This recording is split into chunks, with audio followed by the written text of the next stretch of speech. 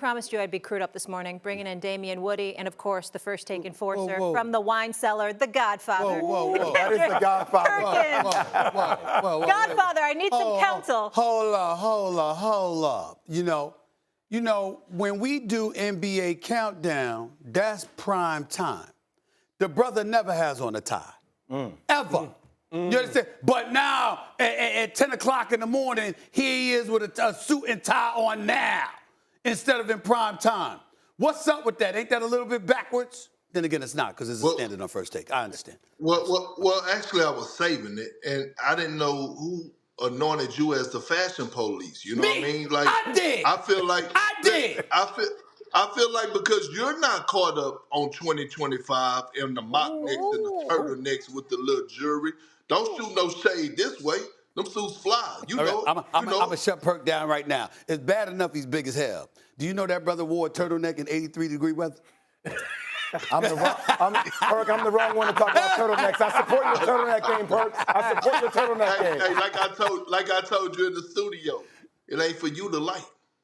Yeah, he's at home. His wife picked it out. Playoff Perk showing up. All right, and I'm here for it. Lunch is going to be ready. All right, Perk, tell me this. I heard you got a hot take on JJ. Tell us that.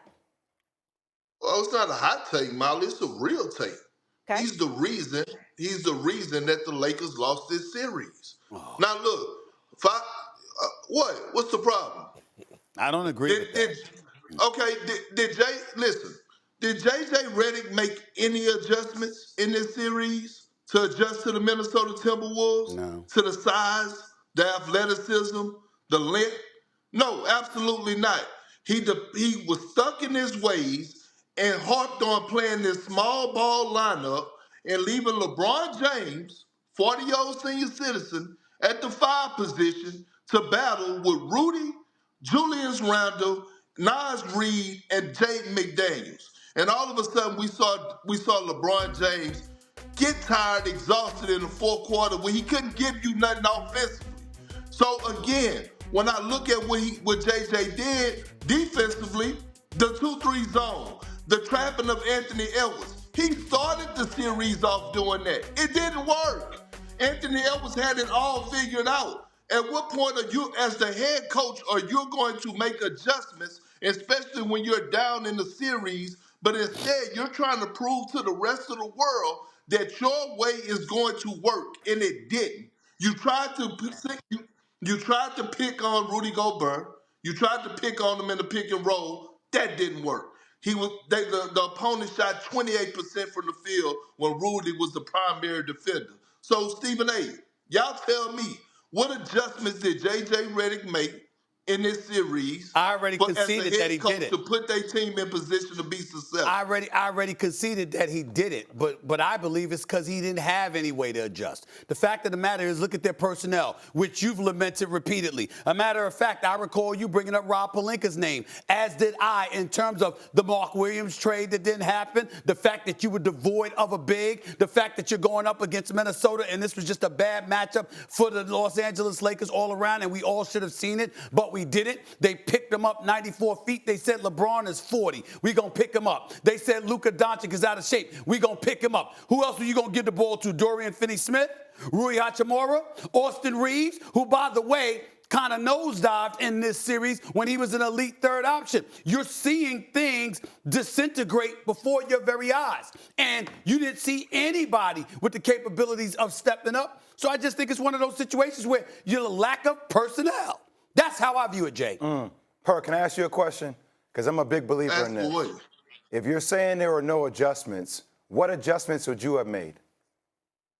Well, first I would have started the game off. I would have started the game 5 with Jared Vanderbilt, a 6'9", 6'10", high motor guy that could get into Anthony Edwards and touch him up a little bit. He did play 20 minutes. Yeah, he played 20 minutes, and guess what? Anthony Edwards had the worst game of the series, 5 for 19 from the field. Okay. So maybe if you would have played a little bit more in the second half of game 4, Anthony Edwards wouldn't have went off for 45. But still, that was a one-possession game, though, right?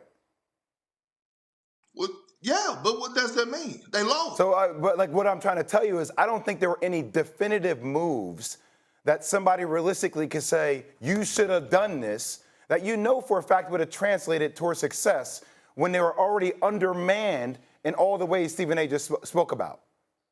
How were they undermanned, Jay? Tell me how they were undermanned. From a lack of size and physicality and athletic wing pressure on the defensively. Like these are, by the way, AR-15 did not play well. AR-15, we talked about being the third best option in the league, averaged 12 points in this series, wasn't shooting the ball well. They were missing shots from the outside. Guys were getting blown by defensively. All I'm saying is if you look down the bench and you're saying, I'm going to play, and with Jared Vanderbilt playing more minutes comes lack thereof offense that you need and spacing on the court. So I think there were a lot of adjustments, micro adjustments that were made. I just don't think any adjustment with the personnel would have led to them having definitive better chances of winning this series. Damien, before you jump in on this, because you guys keep bringing up the bigs, LeBron addressed this. Obviously, they got rid of AD. I want to play that sound for you real quick.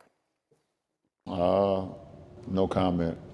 I'll never say that because my guy AD said what he needed, and then he was gone the following week. So I got no comment. I put that uniform on every night. I gave everything I had, and that's all that matters. Well, listen, were there things that JJ could have done to help this team out?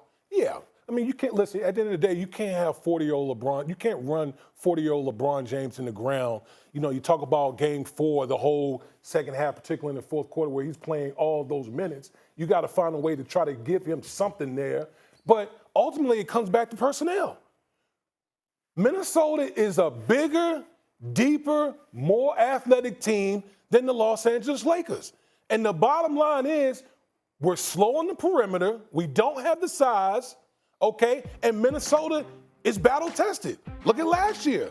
Look what they did with Denver last year, the defending champions.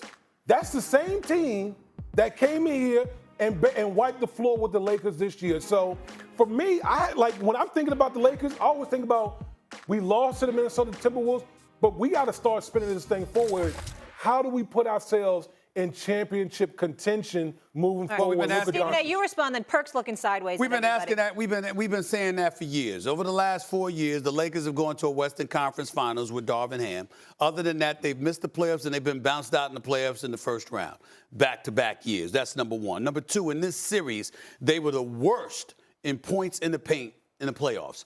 And third worst in paint points allowed, okay? Mm-hmm. Oh, by the way, their bench was getting outscored by 16 points per game in the series. And then I'm looking at this stat in regards to their starters, right?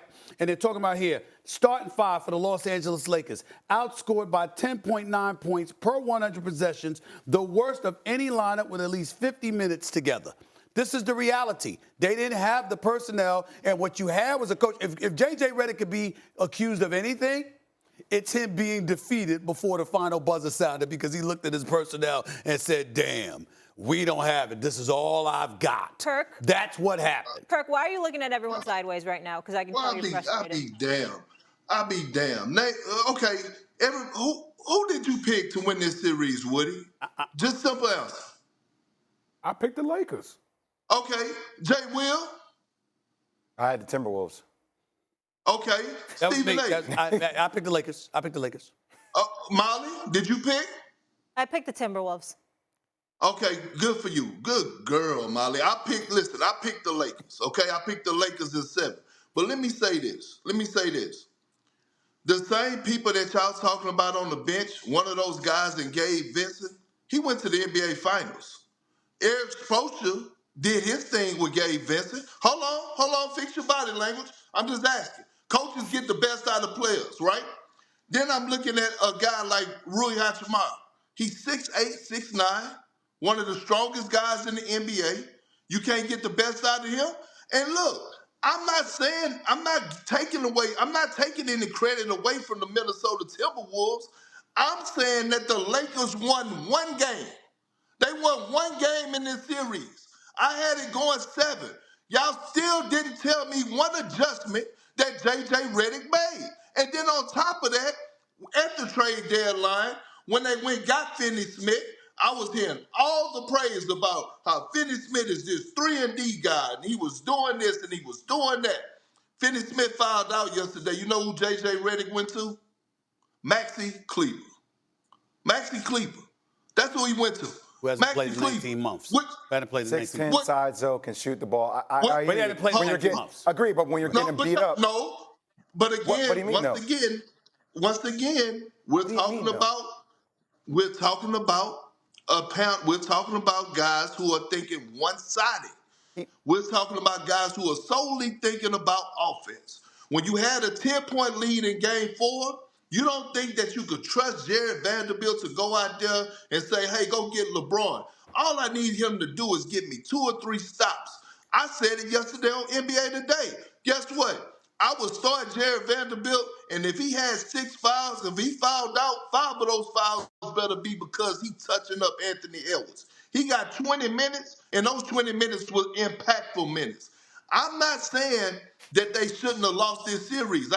I'm not saying that. I picked it in 7 because I was scared of the Timberwolves. But we're not about to sit up here and make no excuses.